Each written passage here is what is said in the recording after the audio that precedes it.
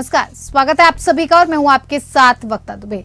कांग्रेस महासचिव प्रियंका गांधी वाड्रा आज झुंझुनू जिले में एक चुनावी जनसभा को संबोधित करेंगी और इसमें वो पार्टी की ओर से गृहिणियों के लिए कुछ बड़ी घोषणाएं कर सकती हैं। मुख्यमंत्री अशोक गहलोत ने विशेषकर महिलाओं से इस सभा से जुड़ने की अपील करते हुए सोशल मीडिया एक्स पर पोस्ट कर कहा कि राजस्थान की महिलाओं के लिए विशेष सूचना। प्रियंका गांधी झुंझुनू में राजस्थान की गृहिणियों के लिए कुछ बड़ी घोषणाएं करेंगी। पार्टी के प्रवक्ता ने इससे पहले ये भी बताया कि 25 अक्टूबर को झुंझुनू जिले में पूर्व केंद्रीय मंत्री पद्मश्री श्री शिवराम ओला की प्रतिमा के अनावरण कार्यक्रम है और इस अवसर पर अरडावता गांव में जनसभा रखी गई है। सभा को कांग्रेस नेता वाड्रा, मुख्यमंत्री गहलोत और अन्य नेता संबोधित करेंगे। राज्य में 200 विधानसभा सीटों के लिए 25 नवंबर को मतदान होगा, जबकि मतगणना 3 दिसंबर को होगी। वाड्रा ने पिछले शुक्रवार को दौसा में भी जनसभा की थी।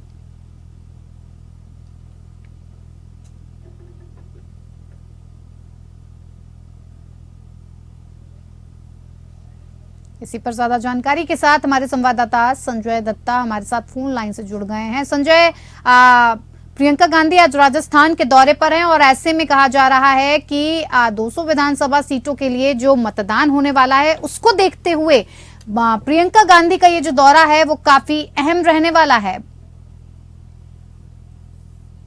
प्रियंका गांधी का जो राजस्थान का दौरा चुनावी समय में ये कांग्रेस के लिए एक तरह से उत्साह बढ़ाने वाला काम होगा, क्योंकि राजस्थान में 200 विधानसभा सीटों पर चुनाव होने और प्रियंका गांधी का जो दौरा कहीं न कहीं ये संदेश देगा कि कांग्रेस पूरी तरह से इस चुनाव को लेकर गंभीर है और सरकार रिपीट करने के सारे प्रयास किए जा रहे हैं। जैसा कि मुख्यमंत्री ने स्वयं ने कहा कि इस सभा में महिलाओं के लिए कुछ घोषणा कर सकती है और शायद केरल के तर्ज पर यहाँ महिलाओं को विशेष आर्थिक सहायता जो देने की बात चल रही थी उसकी भी घोषणा कर सकती है।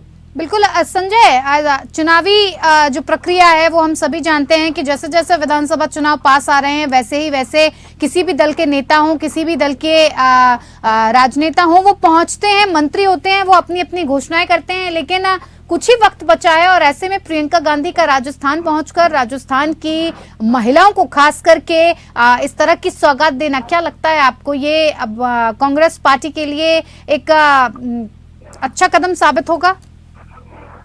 जी हाँ, महिलाओं को, क्योंकि महिलाओं खास करके वो गरीब तबके की महिलाओं को अगर कोई सहायता मिलती है, घोषणा जैसा करेगी उसके अनुसार, तो महिलाओं को लगेगा कि नहीं, राज्य में सरकार, कांग्रेस सरकार अगर वापस रिपीट होती है तो हमारे लिए भी बेहतर स्थिति कर सकती है। तो इसको लेकर कहीं का कुछ असर सामने आ सकता है। जी संजय, आप बने रहिए हमारे साथ, आगे भी आपसे बातचीत का सिलसिला जारी रखेंगे।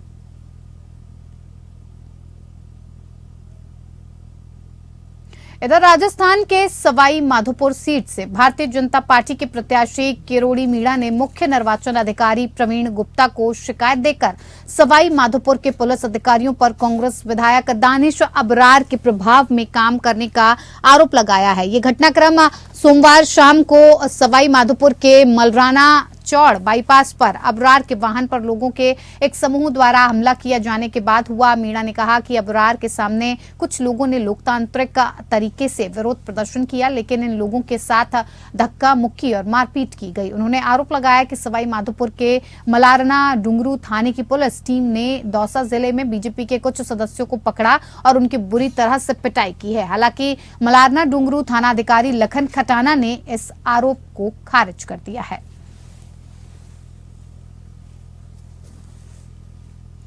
इसी पर ज्यादा जानकारी के साथ हमारे संवाददाता संजय दत्ता हमारे साथ फोन लाइन से जुड़े हुए हैं। संजय, सबसे पहले क्या कुछ पूरा मामला ये आपसे जानना चाहेंगे? देखिए, अबरार अहमद का जो मामला है ये काफी तूल पकड़ने लगा है। उनके सामने उनका आरोप है कि कुछ लोगों ने उनके गाड़ी वाहन पर हमला किया है।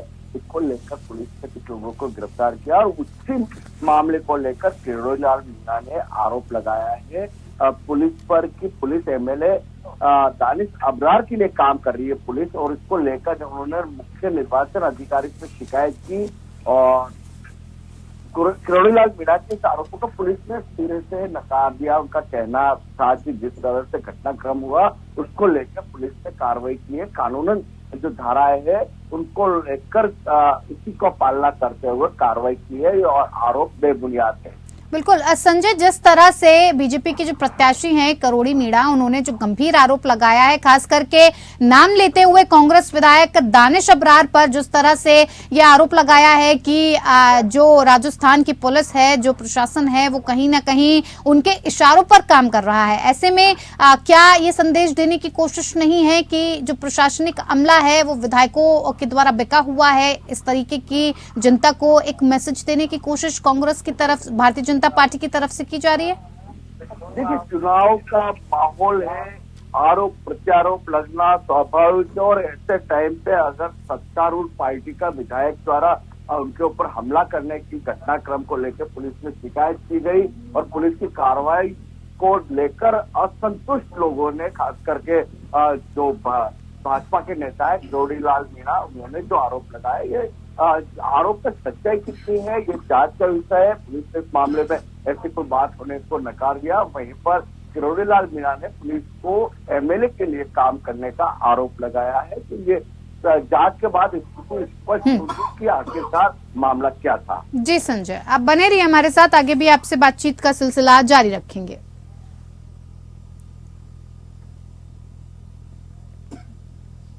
इधर राजस्थान के चित्तौड़गढ़ सीट से बीजेपी के मौजूदा विधायक चंद्रभान सिंह आक्या को पार्टी ने उम्मीदवार नहीं बनाया है। पार्टी ने इस सीट से नरपत सिंह राजवी को टिकट दिया है और इस बीच बीजेपी विधायक आक्या ने भी दावेदारी का फैसला लिया है। जब से उम्मीदवारों के नामों का ऐलान हुआ, यहां हंगामा थम नहीं रहा है और मौजूदा विधायक चंद्रभान सिंह आक्या के समर्थक लगातार उन्हें ही कैंडिडेट बनाने की मांग कर रहे हैं। और इस बीच आक्या ने बीजेपी से टिकट नहीं मिलने के बावजूद यहीं से चुनावी मैदान में उतरने की घोषणा कर दी है। उनके इस ऐलान के बाद बीजेपी विधायक ने पुलिस में शिकायत की है। इसमें उन्होंने कहा है कि मुझे फोन पर जान से मारने की धमकी दी गई है। चंद्रभान सिंह आक्या ने मंगलवार को अपने समर्थकों के बीच बड़ा ऐलान किया। उन्होंने कहा कि वो चित्तौड़गढ़ सीट से ही चुनाव लड़ेंगे और इस बीच विधायक ने पुलिस में शिकायत दर्ज करवाई कि फोन कॉल पर अज्ञात व्यक्ति ने उन्हें जान से मारने की धमकी दी है। बैठक के बाद आक्या ने कहा कि मैं 2 नवंबर को नामांकन दाखिल करूंगा। मैं चुनाव नहीं लड़ रहा हूं, कार्यकर्ताओं को चुनाव लड़ना है। 6 अक्टूबर को चुनाव कार्यालय का उद्घाटन होगा। इसी पर ज्यादा जानकारी के साथ हमारे संवाददाता संजय दत्ता फोन लाइन पर हमारे साथ बने हुए हैं। संजय, जिस तरह से बीजेपी विधायक चंद्रभान सिंह आक्या को फोन कॉल पर मारे जाने की धमकी दी जा रही है, क्या कुछ है ये पूरा मामला और इस मामले की शिकायत जब विधायक की तरफ से पुलिस से की गई है तो इस पर क्या कुछ कार्रवाई पुलिस की तरफ से की गई? देखिए, यह चित्तौड़ सीट का जो मामला है भाजपा के लिए सरदर्दी का कारण बनता जा रहा है, क्योंकि चित्तौड़ जो सीट है वो प्रदेश अध्यक्ष सीपी जोशी का गृह क्षेत्र है और वहां पर मौजूदा विधायक चंद्रभान सिंह आक्या को टिकट काट कर नरपत सिंह राजवी को, जो जयपुर यहाँ से पहले भी 2 बार विधायक रह चुके और अब जयपुर से चुनाव लड़ते थे, उनको वापस यहाँ टिकट देना कहीं न कहीं चंद्रभान सिंह आक्या के समर्थकों को नागवार दूसरा है और उसको लेकर उन्होंने एक तरह से खुली बगावत कर दी है। उस पर उसके साथ ही उन्होंने पुलिस में एक शिकायत की है कि मुझे जान से फोन पर जान से मारने की धमकी दी है। इसको लेकर उन्होंने पुलिस में शिकायत की। पुलिस इस मामले की जांच कर रही है और वहीं पर चंद्रभान सिंह आक्या ने घोषणा की है कि मैं चुनाव के लिए नामांकन दाखिल करूंगा और चुनाव मैं नहीं, मेरे कार्यकर्ता लड़ेंगे। तो इसको लेकर भाजपा के लिए कहीं न कहीं एक चित्तौड़ को लेकर कहीं न कहीं एक समस्या पैदा हो गई, परेशानी खड़ी हो गई कि किस तरह से इसको मैनेज किया जाए। तो आने वाले दिनों में अगर चंद्रभान सिंह आक्या चुनाव लड़ते हैं तो भाजपा के लिए मुसीबत खड़ी हो सकती है। जयपुर आए बीजेपी के प्रवक्ता शहजाद पूनावाला ने सीएम गहलोत पर जमकर निशाना साधा है। उन्होंने कहा कि गहलोत सरकार में राजस्थान की कानून व्यवस्था पूरी तरह से ध्वस्त हो चुकी है, लेकिन मुख्यमंत्री अशोक गहलोत को इसकी चिंता नहीं है। वहीं लाल डायरी को लेकर कहा कि लाल डायरी तो भ्रष्टाचार की बन चुकी है, काली डायरी महिला उत्पीड़न और अपराध को लेकर बन चुकी है। राजस्थान में प्रतिदिन 15 से 20 घटनाएं महिला उत्पीड़न की हो रही हैं। उदयपुर में नाबालिग बच्चों को बंधक बनाकर रेप किया गया। मुख्यमंत्री अशोक गहलोत की प्राथमिकता सत्ता बचाओ और अपराधी बचाओ की है। की कानून व्यवस्था पूर्ण तरीके से ध्वस्त हो चुकी है, परंतु मुख्यमंत्री को इसकी कोई चिंता नहीं है। लाल डायरी भ्रष्टाचार की तो है ही, परंतु काली डायरी जो बन चुकी है राजस्थान में, महिला उत्पीड़न की, युवाओं के साथ अत्याचार की, साधु संतों पर अत्याचार की, अब उसमें और भी नए नए पन्ने जुड़ते जा रहे हैं। दौसा जहां पर एक साधु संत की हत्या की गई, उसी दौसा में अब पत्रकार भी सुरक्षित नहीं है। पत्रकार पर जानलेवा हमला होता है। केवल यही नहीं, केकड़ी में युवक की गला रेत कर हत्या कर दी जाती है। और बलात्कार, महिला उत्पीड़न तो थमने का नाम ही नहीं लेगा। 15 से 20 घटनाएं प्रतिदिन होती है। आज उदयपुर से घटना सामने आई है कि 20 दिन तक बच्ची को, माइनर को बंधक बनाकर रखा और रेप किया गया उसका। ये इसलिए होता है क्योंकि अशोक गहलोत जी की प्राथमिकता केवल सत्ता बचाओ, अपराधी बचाओ है, बेटी बचाओ नहीं है। इसी पर ज्यादा जानकारी के साथ हमारे संवाददाता संजय दत्ता हमारे साथ फोन लाइन से जुड़े हुए हैं। संजय, जिस तरह से शहजाद पूनावाला ने आरोप लगाते हुए मुख्यमंत्री अशोक गहलोत की सरकार पर ये आरोप लगाया है कि कानून व्यवस्था पूरी तरह से ध्वस्त हो चुकी है, प्राथमिकता सत्ता बचाओ और अपराधी बचाओ की है। देखिए, ये चुनाव का दौर है और इस टाइम पर लगातार आरोप विपक्ष द्वारा लगाना स्वाभाविक है। और बात करें शहजाद पूनावाला ने जिस तरह लाल डायरी को भ्रष्टाचार का कहा और काली डायरी को महिला उत्पीड़न का बताया, तो उसको लेकर कहीं न कहीं यह रणनीति साथ है कि सरकार की विफलताओं को, खास करके महिला अत्याचार को और भ्रष्टाचार को लेकर सरकार को घेरने की पूरी कोशिश की गई। उनका ये कहना था कि अब पत्रकार भी सुरक्षित नहीं है, तो कहीं न कहीं पत्रकारों को लेकर भी उन्होंने जो बात कही है वो पत्रकारों की सहानुभूति की बात मानी जा सकती है। कुल मिलाकर कहा जाए तो इस वक्त चुनाव के माहौल में आरोप प्रत्यारोप लगातार बढ़ते जाएंगे। आने वाले दिनों में जिस तरह चुनावी रंगत बैठती जाएगी और आरोप प्रत्यारोप का दौर लगातार चालू हो जाएगा। और इसी सिलसिले में शहजाद पूनावाला ने जिस तरह से बात कही वो साफ तौर पर जाहिर है कि सरकार की विफलताओं को जनता तक पहुंचाने के लिए पूरी तरह से भाजपा प्रयासरत है। जी बिल्कुल संजय, आप बने रहिए हमारे साथ, आगे भी आपसे बातचीत का सिलसिला जारी रखेंगे। इधर राजस्थान में विधानसभा चुनाव से पहले एजेंसियों ने 244 करोड़ रुपए कैश जब्त कर लिया है। ये बरामदगी 15 दिनों में हुई है। अफसरों ने बताया कि पुलिस, इनकम टैक्स, प्रवर्तन एजेंसियों ने कैश, शराब, ड्रग्स, सोना चांदी की जब्ती का नया रिकॉर्ड बनाया है। राज्य में 2023 में 1021 करोड़ से ज्यादा की बरामदगी हुई और ये जब्ती पिछले साल के मुकाबले 3 गुना है। आपको बता दें कि राज्य में 25 नवंबर को चुनाव है। चुनाव आयोग जून महीने से ही सभी एजेंसियों के साथ मिलकर काम कर रहा है। तब से 648 करोड़ रुपए कैश और अन्य चीजें जब्त की गई हैं। पुलिस, इनकम टैक्स डिपार्टमेंट और अन्य एजेंसियों ने 39.30 करोड़ का कैश जब्त कर लिया है और इसके अलावा 20.12 करोड़ कीमत की 10.60 लाख लीटर से ज्यादा की अवैध शराब भी जब्त की गई है। इसी पर ज्यादा जानकारी के साथ हमारे संवाददाता संजय दत्ता हमारे साथ बने हुए हैं। संजय, चुनावों से पहले एजेंसियों को एक बड़ी सफलता हाथ लगी है। इतना बड़ा कैश के साथ साथ शराब की जो पूरी खेप है उसको भी उन्होंने सीज किया है, क्या कुछ पूरी जानकारी?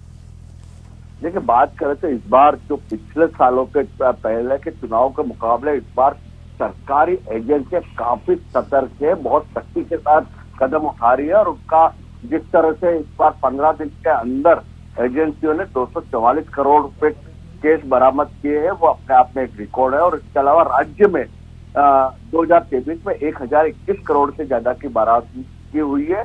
तो ये कहीं न कहीं देखा जाए चुनाव से पहले भी सरकारी एजेंसियां, चाहे इनकम टैक्स हो, पुलिस हो या प्रवर्तन निदेशालय हो, इन्होंने मिलकर जिस तरह से कार्रवाई की, इन्होंने जिस तरह से कदम उठाए थे चुनाव से पहले भी और चुनाव के बाद जिस तरह से और ज्यादा सख्ती की, ये एक अपने आप में रिकॉर्ड है। और बात करें तो शराब की, तो इसके अलावा 20.12 करोड़ की 10.60 लाख लीटर से भी ज्यादा शराब बरामद करना इस बात का घोषक है कि कहीं न कहीं सरकार और चुनाव आयोग मामले को कहीं से भी ढिलाई बरतने के मूड पे नहीं है, एकदम सख्ती के साथ कार्रवाई की जाए। संजय, क्या ये कहा जा सकता है कि इतनी बड़ी शराब की खेप और इतनी बड़ी मात्रा में जिस तरह के करोड़ों कैश बरामद किया है, इसका इस्तेमाल विधानसभा चुनाव में ही किया जाना था?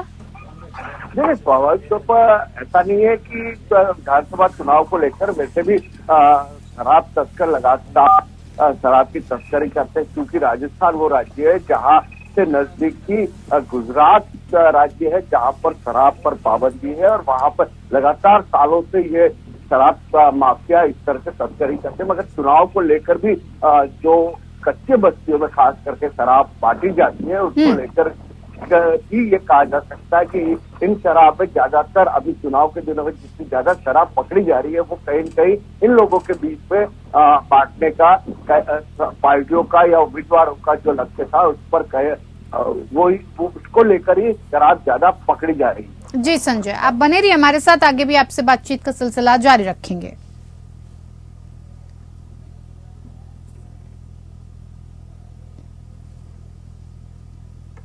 प्रदेश में इस बार निर्वाचन आयोग ने 80 वर्ष या उससे अधिक के मतदाताओं को घर से ही वोटिंग का अधिकार दिया है। उसके लिए जिला झुंझुनू जिला प्रशासन के चुनाव अभियान से जुड़े कार्मिक लगातार ऐसे मतदाताओं के घर घर जाकर पहचान कर रहे हैं। प्रदेश में 100 वर्ष या उससे अधिक आयु के मतदाताओं की बात करें तो सबसे ज्यादा मतदाता झुंझुनू जिले में हैं और जिले में 1524 ऐसे मतदाता हैं जो 100 वर्ष या उससे अधिक आयु के हैं।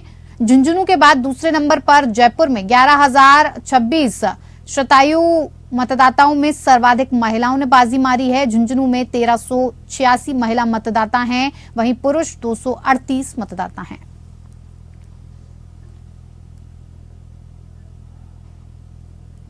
मालूम है 80 साल से ज्यादा के मतदाताओं के लिए निर्वाचन आयोग ने अब की बार एक सुविधा दी है कि अगर वो मतदान केंद्र पर आने में सक्षम नहीं है तो उनको हम घर पर वोटिंग की सुविधा दें। इस संबंध में मुझे खुशी है कि 100 साल से ज्यादा के मतदाता भी झुंझुनू जिले में काफी संख्या में उपलब्ध हैं। मैं चाहूंगा कि उन लोगों से प्रशासन मिले और उन लोगों के माध्यम से अन्य लोगों को एक मैसेज दिया जाए कि सर्वाधिक मतदान करें। वो मतदान जैसे लोकतंत्र की यज्ञ में किस तरह से अपनी भूमिका निभाते आज तक आए हैं, इसी तरह सब मतदान करें। इधर तिजारा जिले के भिवाड़ी के फूल गांव क्षेत्र में स्थित रिको इंडस्ट्रियल एरिया में संचालित एक गत्ते की पैकिंग बनाने वाली कंपनी में बीती रात्रि अज्ञात कारणों के चलते भीषण आग लग गई और जिससे कंपनी में रखा करोड़ों रुपए का माल जलकर खाक हो गया। दरअसल आग तेजी से फैलती चली गई। बगल में फर्नीचर बनाने वाली आग तेजी फैलने के कारण फर्नीचर वाली कंपनी को भी अपनी चपेट में ले लिया। गत्ते बनाने वाली फैक्ट्री में ग्राउंड फ्लोर पर लगी आग धीरे धीरे करके कंपनी के 3 मंजिल तक पहुंच गई और उसमें रखा गत्ते का तैयार माल और रॉ मटेरियल पूरा जलकर खाक हो गया। आग की लपटें बगल की कंपनी में रखे रैगजीन के आइटम में जाकर लग गई और आग ने देखते ही देखते पूरी कंपनी को अपने आगोश में ले लिया। सूचना लगते ही मौके पर रिको फायर स्टेशन सहित नगर परिषद फायर स्टेशन से दमकल की गाड़ियों को भेजा गया, जहां पर दमकल की गाड़ियों ने कड़ी मशक्कत के बाद आग पर काबू पाया। इसी पर ज्यादा जानकारी के साथ हमारे संवाददाता संजय दत्ता हमारे साथ फोन लाइन से जुड़े हुए हैं। संजय, इस पूरे मामले में जिस तरह से कंपनी में आग लगने की खबर आई है, क्या कुछ कारण रहा आग लगने का, साथ ही साथ कितना नुकसान कंपनी को इस आग के चलते हुआ? देखिए, प्रथम दृष्टया तो आग के बारे में छानबीन की जा रही है। क्या कारण है, शॉर्ट सर्किट भी माना जा सकता है या अन्य जो कारण है उसकी खोजबीन की जा रही है। और इसके अलावा उसके पास में फर्नीचर बनाने की फैक्ट्री को जो आग लगी उससे करोड़ों रुपए का नुकसान हुआ। इसका आंकलन करके स्पष्ट तो आंकलन होने के बाद ही होगा कितने करोड़ों का नुकसान हुआ, किस तरह से नुकसान हुआ, ये अभी जांच का विषय है। जी संजय, बहुत बहुत धन्यवाद आपका तमाम जानकारी हम तक और हमारे दर्शकों तक पहुंचाने के लिए।